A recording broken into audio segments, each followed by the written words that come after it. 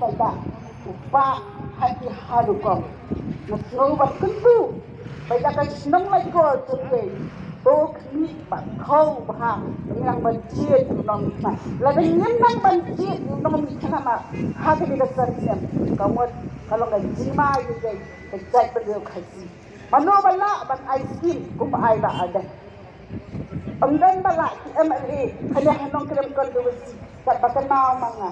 Kasih dia berdia, kasih dia berdia, kasih dia berdia. Ya lagi sih. Kami mesti buat dulu MLA. Kubetul. Apa cara? Wajah. Orang tidak bergerak. Bapang Islam tidak perlu lagi dibawa tapi tak ngerti. Henry no balai bagai kasih untuk kalong tangkapnya. Kalau ubat kalau terlebih sikit, terlebih sikit. Ada biji batang kata.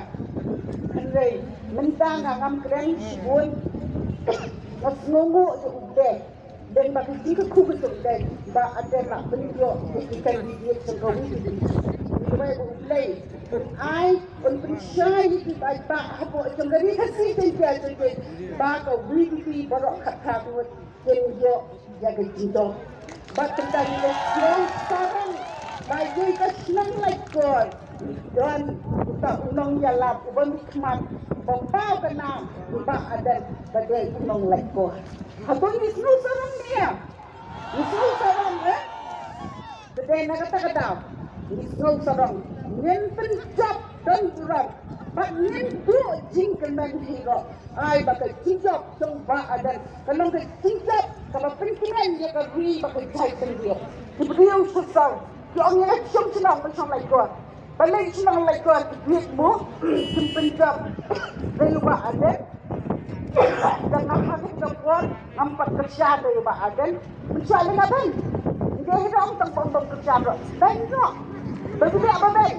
bahasa dia kita lecong ke bawah itu dan ketika dia kita lecong baik Henry minta malah longkmie lah jinggialang lah nang yo ke jingkai ke jingkren nang bagai kesansian yo mak ciun ke jingkren jingia nang bagai jingia ke jingkren ka ai jingsa bang nang ni kenan bahkan ai jingsa di pai nang tong ka ban tu si nang dak ban ban syat Bah Ardent ban nang menyalam jong ke ban tu si nang kran bak ong tang tong ke ban tu si nang kran Henry ya ka ri khasi jen dai jahi bolo ko wei dia mentai kan jauh nami kenapa ubah ikut dan apa jong kekan rock jong kekan bensi ada di gangkam di nom kimat balong unong yada jadi pada jai pendriau jong ni ha ketika ni kasi dia bagi cumi ini ketop ya kesanwi tu si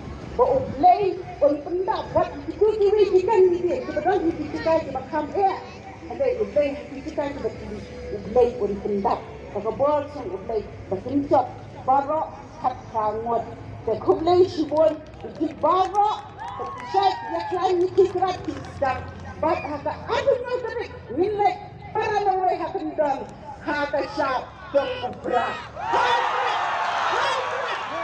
kublay sibol